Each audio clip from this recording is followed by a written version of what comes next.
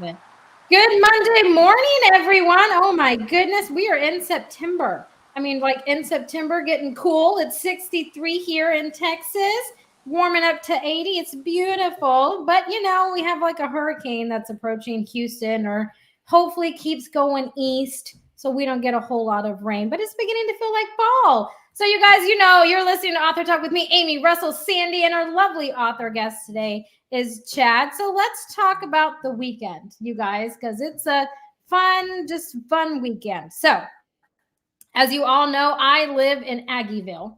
Okay. And if you haven't, now you do. I live where Texas A&M University is.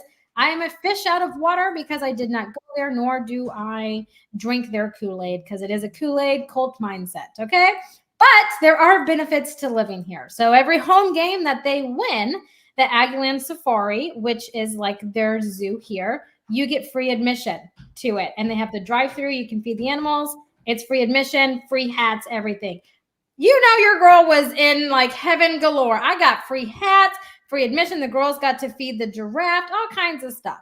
So we went and did that on Sunday because it was a beautiful day. On Saturday, we just went out to Lick Creek Park and kind of enjoyed nature with the dogs and everything. My parents are currently on an Alaskan cruise, so they're up in Alaska doing Alaskan things, hanging out, doing whale watching, doing all that kind of stuff. And I'm watching their dog here. But it was a nice, relaxing weekend. It wasn't super hot, where you feel like you're in hell here in Texas because we're burning alive. It was very much like fall, and it was wonderful. So, what all did you guys do this weekend? Russell, you're my adventurous one that I lived through. Okay. Well, I have one thing to tell you about when I was in the Mediterranean, and then I want to talk about something really important. And that was we were in the Vatican one day, and it was we actually got the tickets to skip the line, and the line for the skip the line was over a block long. It was unbelievable. There was so many people in the Vatican that day. It was shoulder to shoulder, chest to back, and it was hot. It was awful because you could smell the crowd. It was that crowded. It was unbelievable. Okay. And of course, there's lots of security, as you can imagine. But think of the security guys you see in thriller movies that are supposed to be killer, dangerous type guys. You see those guys in a movie. Security guys aren't those guys. But just before you entered the Sistine Chapel in the Vatican, they squeezed the line going in to one person at a time, and there was a guy standing at the entrance looking in each person's eyes as they went in his little dark suit, even though it was hot. And he looked in each person's eyes, and I got to tell you, I got the sensation, wow, that's like Terminator stuff. The guy was serious. The guy had done something before. You could see it in his eyes, you see it in his face, and it was like, wow, I couldn't believe it. Okay, so that was the little episode from the trip. So this weekend, Aimee and Plum Creek Press sent me the cover of my next book, Murder by Storm. And if you will share that, I'm very excited about it. I'm going to get to start sharing it this week. If you could, can you expand that, Aimee? I can. I mean, I tell you, Chad, you're gonna have to watch it when she shares your book, or she's not gonna do it right. Oh, you hush. Okay, I'm very excited about this. This is a murder thriller during a hurricane in Houston, which is very appropriate. I put in. There were so many things you see when you ride out a hurricane and you're mobile because you're helping refugees and stuff that if you see happen during a hurricane that you can't believe you've ever seen it. And I actually wanted to put all that in the book so other people could see it too. And so what you have here, and I remember thinking, especially Chad, thinking during the hurricane, oh my gosh, it would be such great to do a crime or a murder during a hurricane because of all the things. You know, the police are busy, the floodwater is washing away evidence and DNA. So I thought I was going to do this. And so this cover is supposed to kind of, that's the antagonist, Marilyn, looking out at the hurricane. Very excited about it. That's very good. I love that. It's exciting. Only Russell would think about hurricanes washing away, DNA and all this kind of stuff. My mind went to the ants that were forming on top in like big clusters, and the big No, Russell goes straight to where I murder. went. Yeah, I like it, because it is a good concept. So I'm here for it. And Dina did a beautiful job. Oh my gosh, Dina's brilliant at it. I mean, Chad, you were talking about, Sandy said how great she loved your cover right before we got on. And you were talking about how you had a concept, but it's hard to get it down. And Dina like hit mine. We didn't pick the first one that she did, but she was close almost immediately after we had our discussion. I'm telling you, it's fun. Book covers to me are fun, not to do them, but to enjoy them in the process. That's always fun for me. So Sandy, Chad, what did you guys do this weekend? It's fun. One comment on that. It's fun when like Russell or Chad, when it works out. But we have seen some that they had trouble coming up with the concept, Yeah. and that's not fun because it goes again and again and again, and it's like, okay. So yes, when it works, it's perfect. Just like anything else in life, really. Yeah. When it works out, it's perfect. When it doesn't, it's not perfect. So, Chad, you want to go first? No, over to you, and then I'll take it from there. Because my weekend sucked. What?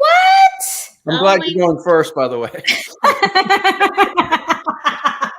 That was good. I like it. Friday, my husband, who a couple of weeks ago went and had all of his vaccinations at one time. He did the shingles, the flu, the COVID.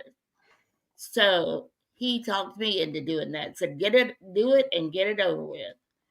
So I have hated him all weekend because that was not fun. I mean, I had 3 shots all in one. I only did 3. He had 4. I had 3 shots in one arm, in my one arm, that I could hardly move my arm the entire weekend, and I still feel like I'm in a fog and feel, I don't know, not dizzy exactly, but like the world keeps kind of rocking in a way that I'm not rocking. Anyway, that was my weekend. I spent the entire weekend not in bed, but in my recliner with my little puppy dog, holding my puppy dog. That was the good thing about the weekend. Oh, that's no fun. So no, but I did felt better yesterday. So I got some work done, working on the book that Aimee is publishing, and we're working together with the author's daughter. He passed away in November, at the age of 95. So his daughter, and we requested that they continue with the publishing. He left money in the estate to cover the publishing costs. So we're doing that right now as a team effort. So Chad, let's hear about yours. I know it's better than anybody's going to be better than mine. Well, I had a very relaxing weekend. I think most of us on this, if not all of us, have Texas roots, and I have a farm that's not far from my house where it looks very Texas. So if you read my book, Homecoming Queen, it's one of the central places is the Alamo Opera House. And I have pretty much an Alamo Opera House on my property. So I watch football games there. I'm about to finish my 3rd book, and it's a mob related book. It requires there's a lot of Tommy gun action because that's what mobs use. And so I had somebody come to my farm who is a licensed handler of automatic Tommy guns. So I fired a Tommy gun this weekend for the first time. And it was such a surreal experience that I had to go back and change some of the chapters in my book because just the action on the gun. So. Okay, I gotta ask, Chad, how did you change it? I'm actually really interested in that. How did it go? It went from what to what? Yeah, so the Tommy gun that I had was a 1921, one of the original 100 ever made. And it was a lot heavier than I thought it was. It's 13 pounds, even without the drum mag. The drum mag that they have in all the I didn't have that. I just had the clip, and it was still much heavier. So there was no kick to it at all. So I had to take all the kick out. But one of the things that it does do, if you don't do like the 3 bullet bursts and you just hold down the automatic, you do this with any automatic weapon. And I'm not an expert. I am a little bit now, but you hold that down and it walks on you. And so the whole language around firing an automatic weapon, particularly the Tommy gun, was something that I had to go back and change, because I had people who could speak the lingo. And as you know, that adds a level of richness to your book that you just can't. You got to get the lingo in there. You got to. Yeah. Like, did you put in there that it walked on you, or Yes. walked on the character? Yes, absolutely. That's beautiful. That's beautiful stuff. Yeah. Before we go on, I need to thank our listeners. Chad, we're like top 10 independent book podcasts in America. We're very grateful about it.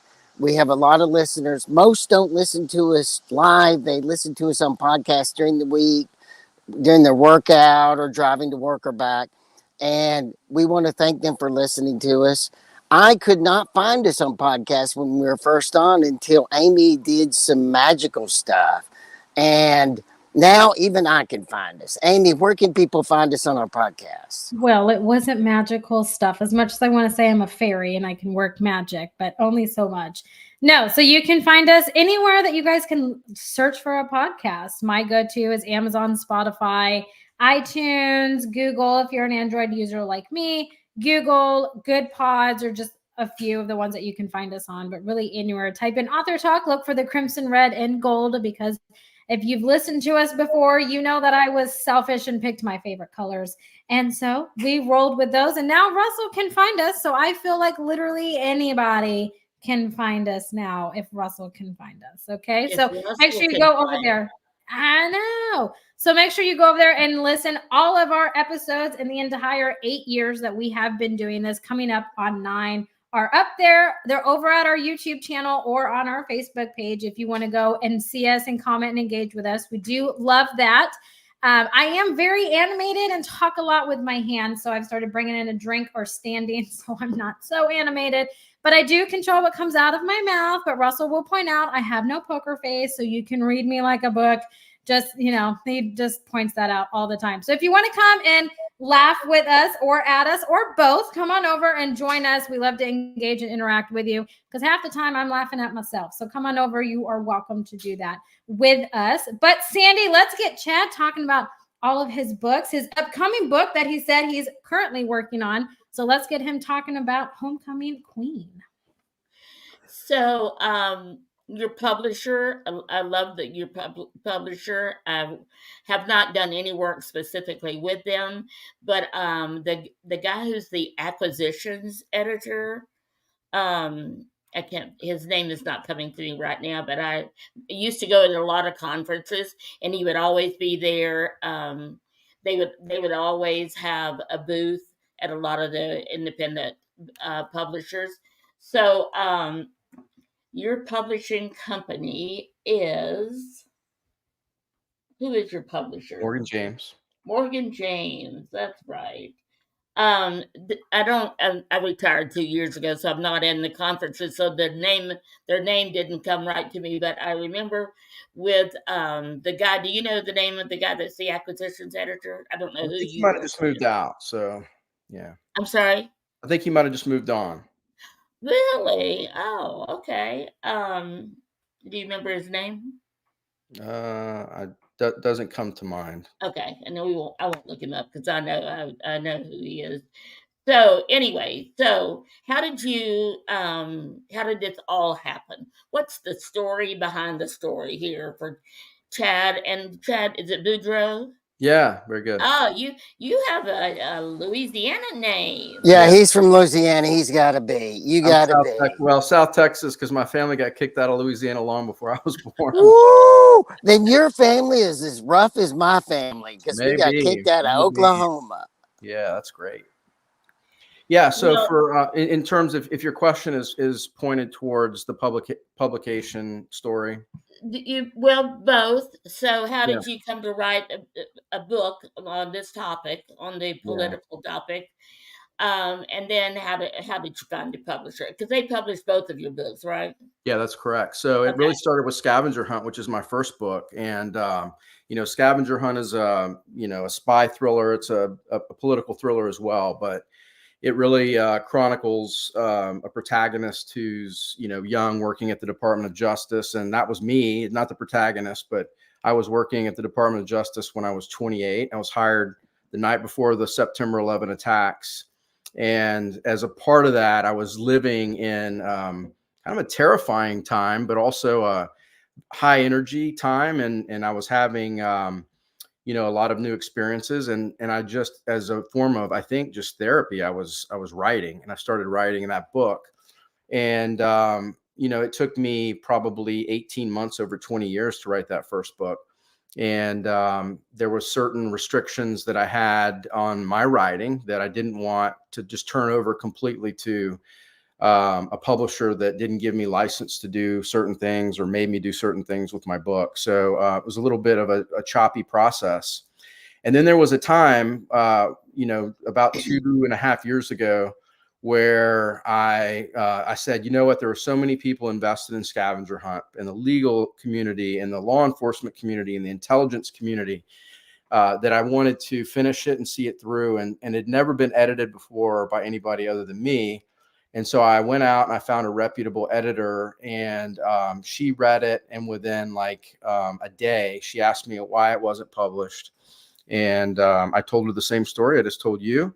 And within, maybe 18 hours, we had some options. And when I looked at Morgan James, and the reason why I've been happy with Morgan James is they give me license to write my story. And they don't tell me that I have to do this. There are restrictions that meet with my, with my moral compass that I'm very, very happy with.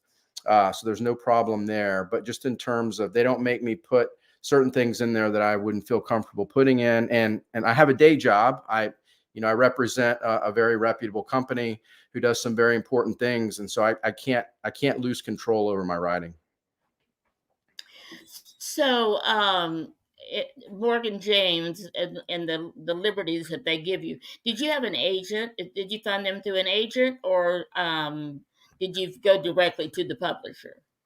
In this case, my editor served as my agent of sorts. I mean, she wasn't in that official role. I had an agent early on that shopped it to the top publishing houses, and I thought he did a fine job, but at that time it just wasn't right for me. So, and to be honest, at the time that happened, my writing quality wasn't where it needed to be either. It's more than just a rite of passage when you get turned down over and over again. Your writing quality actually gets a lot better if you're doing your work. And so there was a lot. I don't want to make it sound like there wasn't work on my end to do. There certainly was. Great. So the story, where did that come from? How did you write a story on that? Yeah, so Scavenger Hunt came from, and I'll talk about Scavenger Hunt, then I'll just pivot quickly to Homecoming Queen, my second book. But Scavenger Hunt came really from, the environment that I was living in, Maine Justice Department in DC, where we have this palpable, we could be attacked the next day kind of feel about it. And right after 9/11. But then I also found this really a hidden 8th floor in the Maine Justice Building that used to be the FBI ballistics lab. And I kept asking people questions like, what's up there? And nobody could tell me. And to this day, a lot of people don't know that there is an actual floor up there. It's inoperable now. There's a lot of things that I describe in my book, but I found a custodian to take me up there. And I walked around and literally there's hanging chains flying, swinging back and forth as you walk by. You need a flashlight if you're not in front of a window. And so I used that I thought very interesting setting to as kind of the launching point for my Scavenger Hunt story. When it comes to Homecoming Queen, I started writing that before reviews started coming in on Scavenger Hunt. And I only say that because Homecoming Queen may end up being my best book, but it's probably going to be a one-off because the story is done. That's a story. That's a love song to my hometown of really Corpus Christi, Texas. It's an amalgamation, I think, of a lot of small Texas towns. So it's not just Corpus, not just South Texas, but it's a town that I call Miranda, Texas, that reflects kind of the culture that is, I think, unlike any other culture that I've been, accustomed to or been that I've observed. And over the years, particularly because of work, I feel like I'm well traveled. But South Texas is special, and there's a melting pot feel about it that you don't get anywhere else I've seen. And it is a very hard school of hard knocks. Very few of us make it out. And, it's interesting because two of the women that I grew up with, that I was close to in middle school and high school, actually got out of Miranda, out of Corpus Christi, are now very successful in Hollywood. And so I had them review my book. They were very hard on it, which I liked and made it a lot better. So, but I think they felt, like this is an important book for our town. So anyway, I appreciated all the support there. But again, this is a love song to my hometown. It's a little bit eerily similar to Russell and I think maybe think alike, at least in part, because in my book, I have a Category 5 hurricane, once in 100-year storm that is barreling down on the town. And if you think you think a lot like Russell, don't say that to anywhere else. Okay. So anyway, that's for those of us who grew up in South Texas, we measure time by hurricanes. And I remember my grandfather used to have before we had all the internet and all the technology, he had, and I still have it, but it's the magnetic thing that you put on. It's the magnetic Atlantic Ocean, map that you put on the wall, and then you have the magnets that track the coordinates of the hurricane that you either got over the Weather Channel or more likely through the radio at the time. And it was, again, we would say, we wouldn't say things happened in 1972. We would say that happened, right about the time of Hurricane Celia. So that happened. That's still the case, I think, don't you, in Texas, maybe in Florida or other hurricane states, because everything is like, well, that was the year after we had Ike, or that was, so yeah, that's very true. Very well. I'm glad you captured that kind of thing in there. That's awesome. I love the idea of the story. And my next question on this behind the scenes story is, how did you meet PR by the book? So again, it was interesting. I met PR by the book after almost going with a marketing publicist out of New York that was recommended to me. And when I started talking about Homecoming Queen, they were, well, actually, I'll take that back. There were certain restrictions that they wanted on the book that they weren't going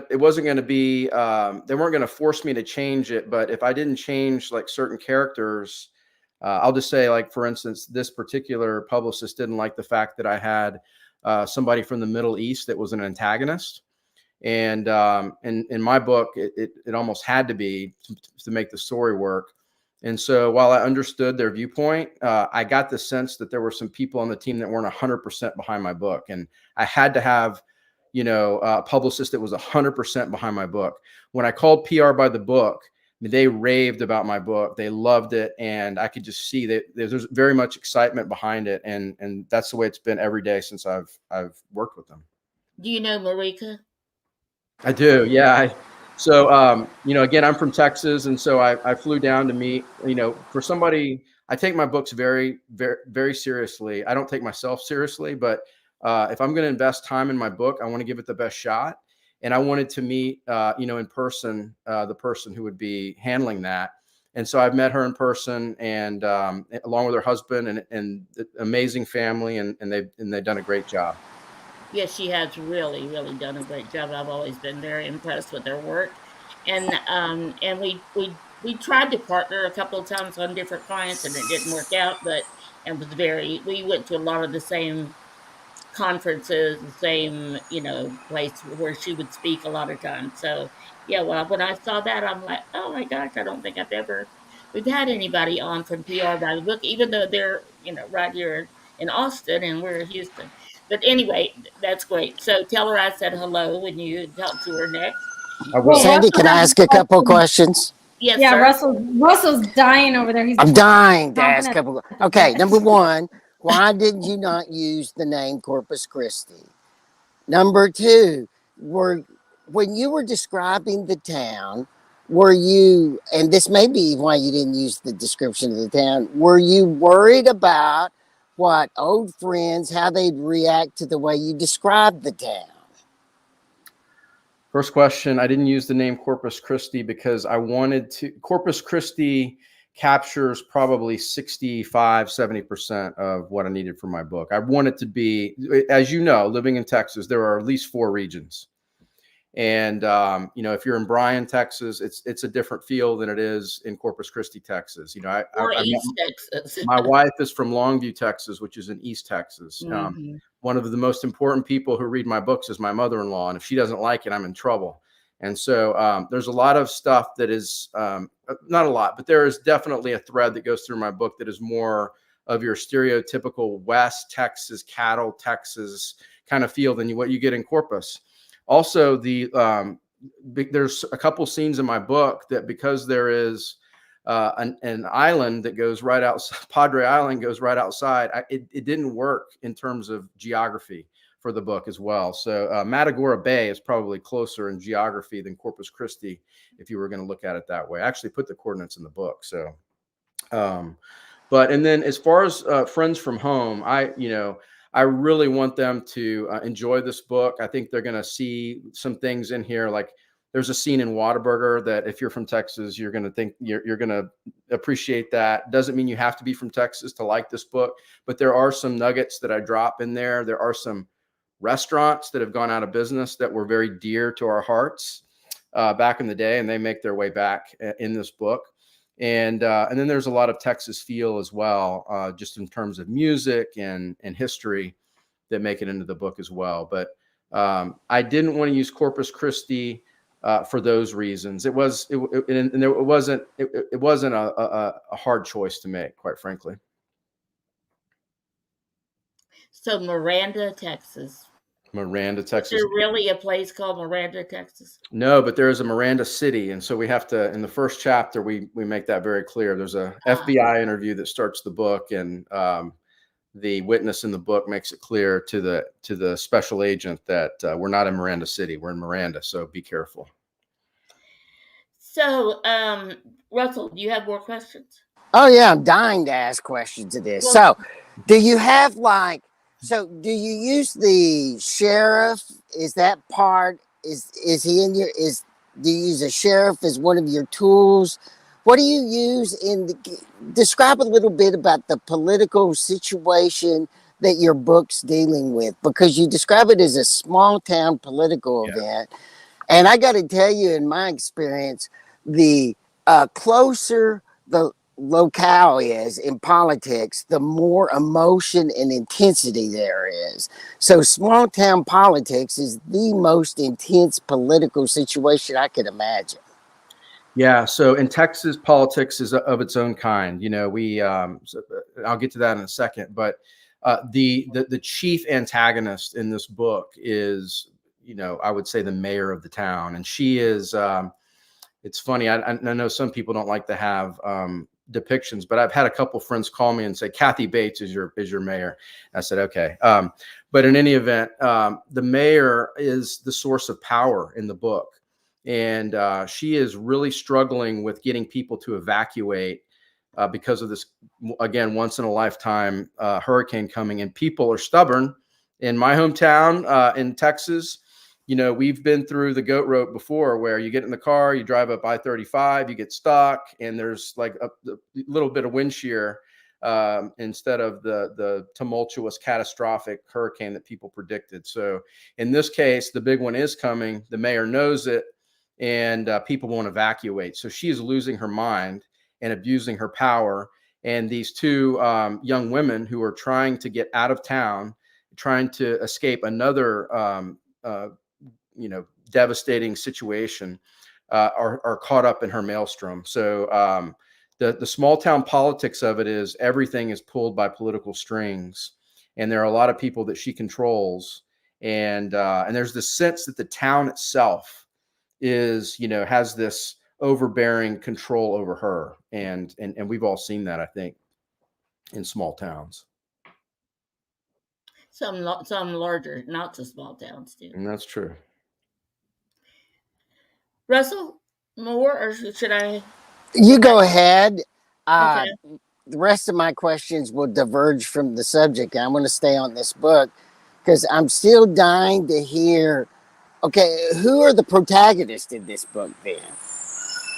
Well, he told us it was a Middle Eastern. Yeah. So No, that was another book, right? So in this book, we have Anika Raven, who is a young woman who has been. Right, Russell.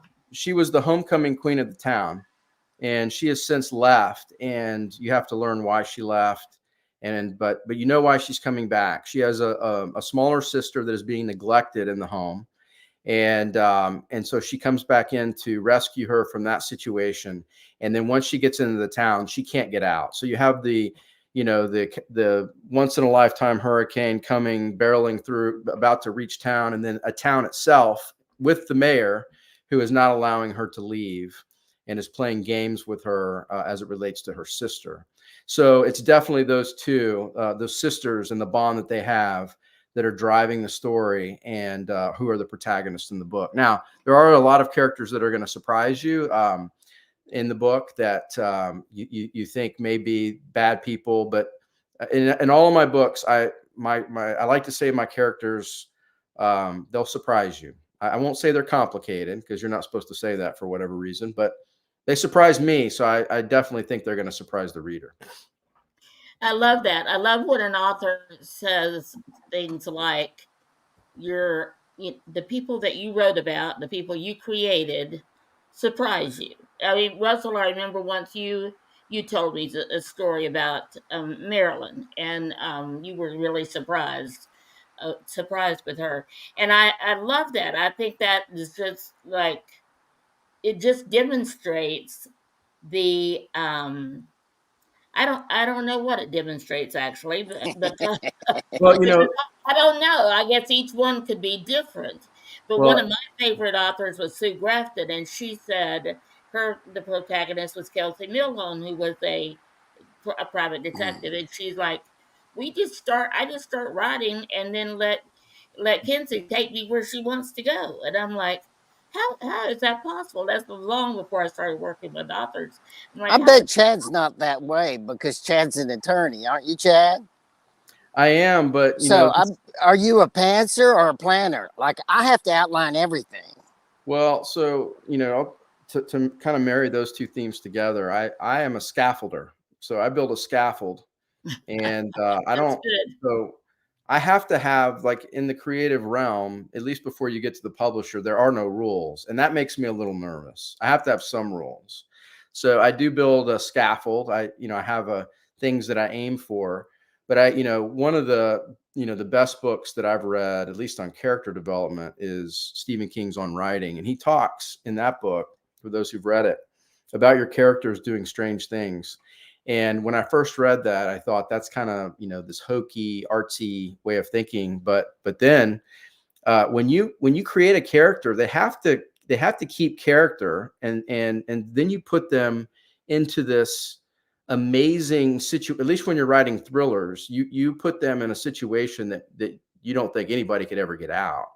And so there is, of course, your mind changing the character, but the character seems to be doing it his or herself. In Homecoming Queen, Miranda, Anika Raven, the protagonist, really surprised me. And every time she drew outside of the lines, it was a lot of fun. It was a lot of fun to try to wrangle her and try to figure out what she was going to do. And I kind of, when I thought about it, she has all the best traits of my daughter and all the worst traits of me. So that's kind of the way I thought about it. That's interesting. Very interesting. So, let's talk about the marketing of the book, what you've done, because I saw on the PR by the Book website that you've won quite a few awards for Scavenger Hunt. Now, when is the Homecoming Queen actually being published? It was published August 6th. Yeah, it's out. Oh, it was published in August. Okay. So you haven't won any awards with that one yet, have you? Or did you submit them before? It has already won one award. Yeah. Okay. Yeah. So, well, that's awesome. So is that something that PR by the Book does for you? Is that something How does the marketing work for you? Yeah. So particularly for those listeners who haven't gone through this process, it's a completely different process than writing. It's much harder than writing a book, in my view. It's really where the rubber hits the road. And if you want to write for 20 people, then that's great. That's kind of where I started, by the way. I think I could write for 20 people if they were the right 20.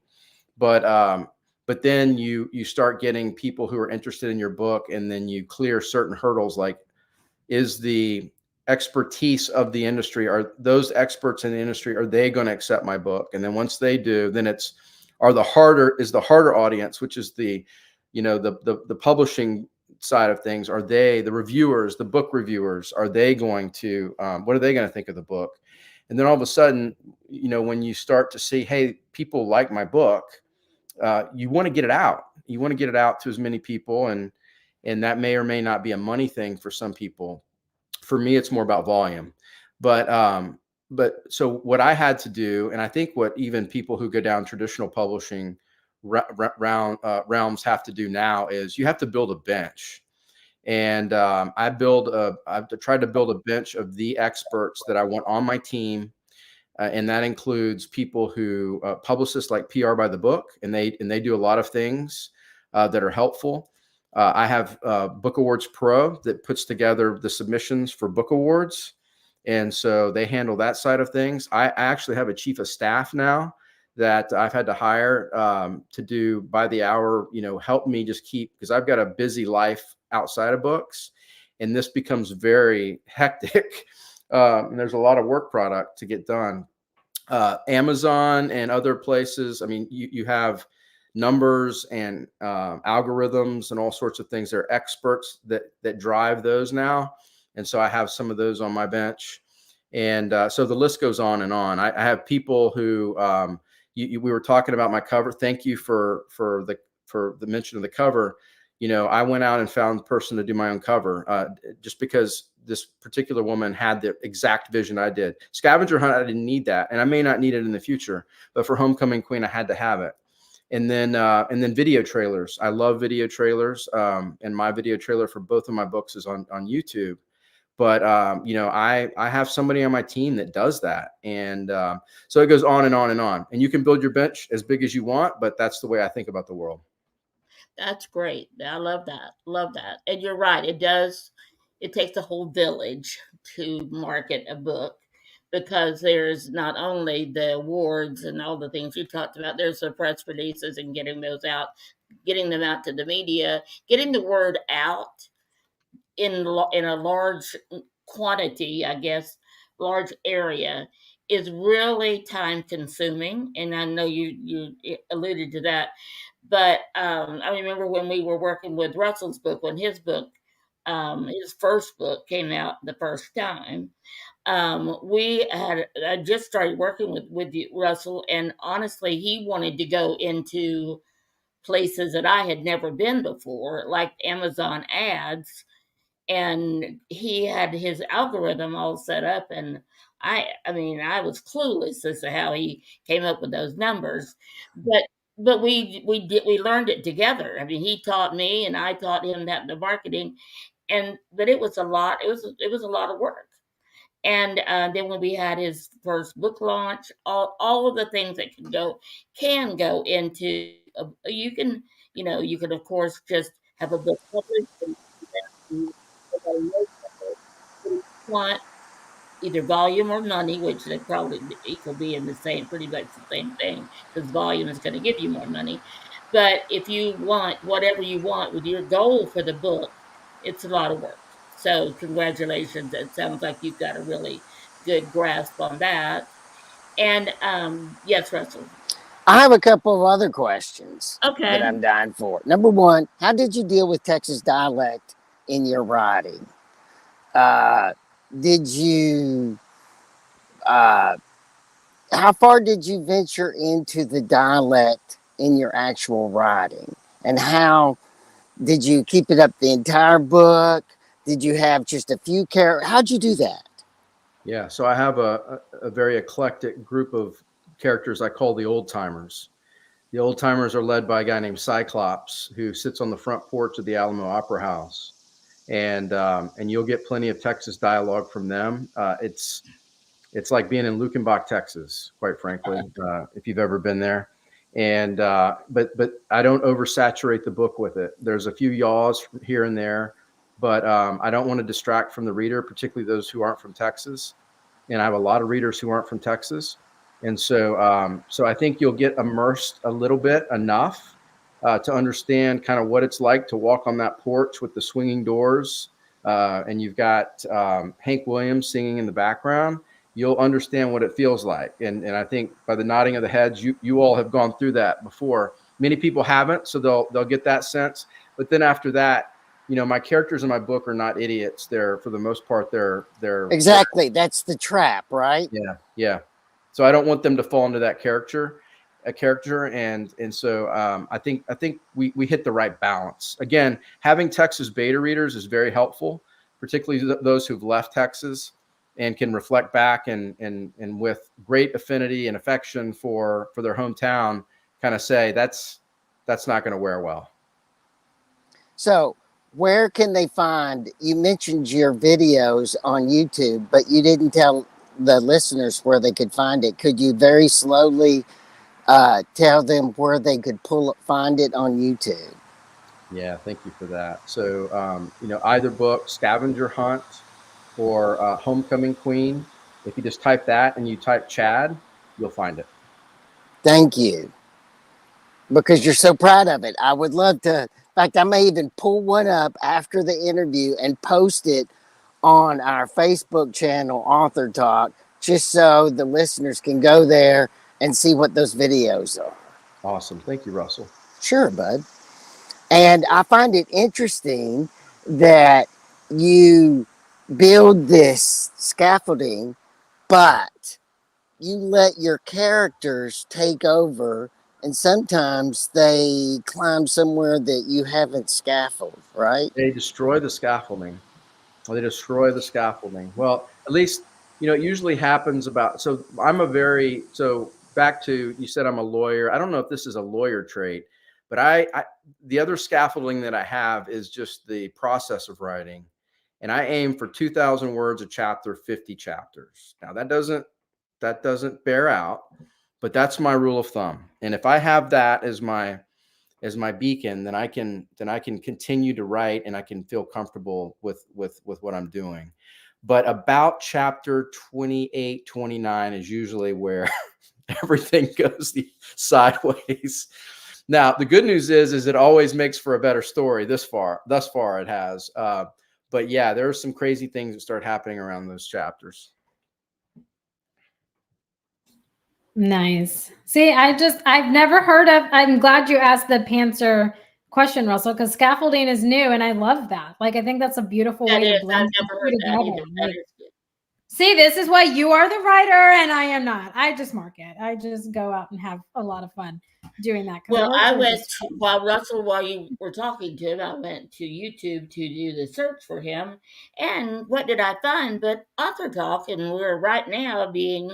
Oh my gosh, even Sandy found it, y'all. I know. I mean, I am so proud of myself. And I can tell by the lips moving that it's very live. Exactly what we're saying now. So, Chad, it was great to talk to you. Great to hear about your books. I think they sound great. What do you have for the future? What got any sequels to these books, or are we going to start with more one-off books? Yeah, so there has been a great response to Scavenger Hunt. They want more of Blake Hudson, who's my protagonist in that book. And so book 3 will be tentative titles Mob Justice, but we'll be in Chicago. I just spent 2 weeks ago, I was in Chicago and got kicked out of a couple of places doing my research. And they don't like people like me walking around with a notepad, but particularly after hours. But that's going to be a fun. We're gonna resuscitate part of the mob that's largely gone away there in Chicago, and bring back some characters from Scavenger Hunt, and that'll be going to editor October 1. and it'll be ready to go next year. And then I think I'm going to stay with the scavenger hunt theme. I think that'll be every story I have in my head, and there are about 10 of them right now, all fit nicely within the scavenger hunt sequel or series. And given the response to that and just the market for that, I think that's where I would like to go. I think I'm in a position right now, given where I've been and who's reviewing my books, that I think I can take over the Justice Department theme. And there's a lot you can bounce off from there. I mean, it's for better or worse, the Justice Department's in the news a lot, but there's a lot of things that happen under that department, and so I can do a lot of things that are fun and interesting from that platform. Yay!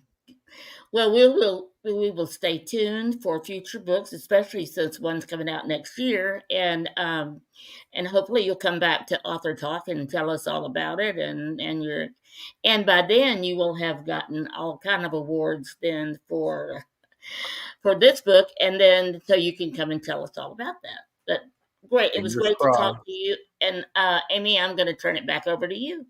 Oh, I'm turning it over to Russell. Russell, last minute questions, comments, statements before I wrap us up. Chad, where can they find out more about you and your books? Give us your ChadBoudreaux.com. So I'm assuming they can see my name down there in the corner. It's just ChadBoudreaux.com, and you can find out more about me and more importantly about my books, and they're all right there. And also have an email list you can join too if you'd like more information. Wonderful. Well, Chad, thank you so much for taking time out of your morning, afternoon to come and hang out and to chat with us about your books. And we look forward to future conversations with your upcoming books that you have going on. But you have a lot of just creative ideas, it sounds like, running rampant in your mind. And Russell, you got his approval when you were kicked out of places. You have his approval on that, because that's the best kind of research there, according to Russell. So wonderful. But thank you so much for joining us this morning. It was great to see everyone, and thank you for having me. And I look forward to talking in the future. Absolutely. Absolutely. Well, you guys, we hope that you all have a fantastic Monday, a great rest of your week. Hopefully we all can stay dry. Okay. But until next Monday, bye for now, everybody.